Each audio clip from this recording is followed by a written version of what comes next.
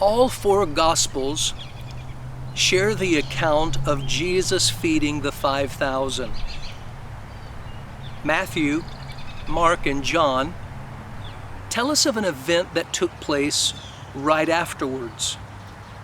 The multitudes wanted to take Jesus and make him king by force.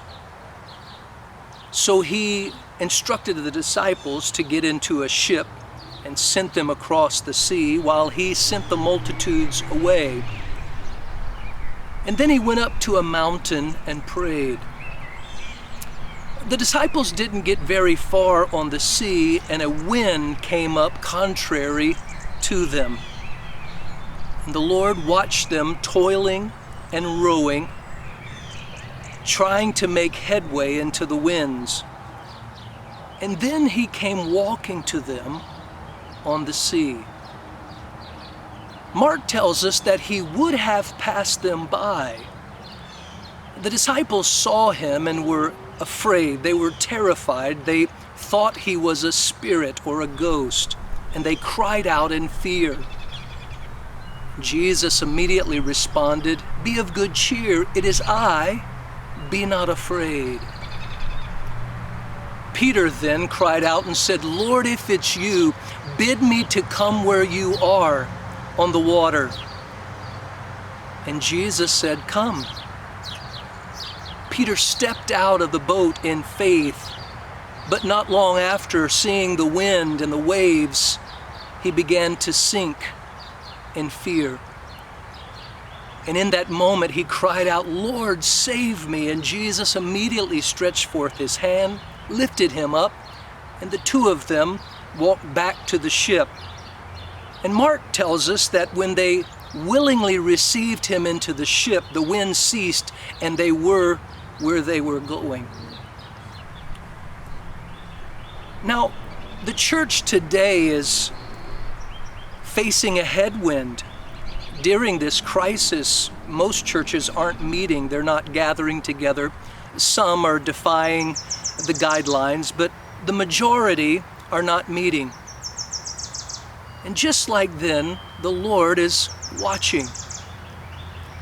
And I wonder today, would he pass by?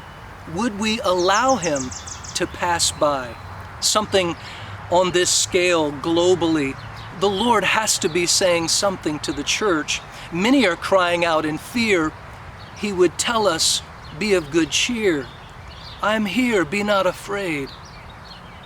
But I wonder how many of us, like Peter, would make the most of this opportunity and say, "Lord, bid me come to you. Let me draw nearer. I want to be where you are. I don't want to miss this chance." I would encourage you to step out in faith, draw near to the Lord. After they willingly received him into the boat, the disciples began to worship him and to say, "Surely this is the Son of God." Previously in Matthew chapter 8, those same disciples, after Jesus calmed a storm, they said, "What manner of man is this, that the winds and the waves obey him?" It was during this second episode on the water that the true realization and revelation of who he is came into view. And I believe during this time the Lord would desire to reveal himself to us in a greater way. But I'm afraid, I wonder, many will let him pass by. How many of us will cry out, "Lord, let me draw near. Let me see you like never before"?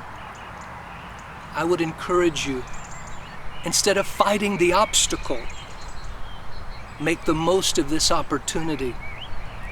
Draw near to the Lord Jesus. He will draw near to you and reveal himself to you in ways like you've never seen him before. The Lord bless you and keep you during this time. The Lord make his face shine upon you and be gracious to you. The Lord lift up his countenance upon you and give you peace.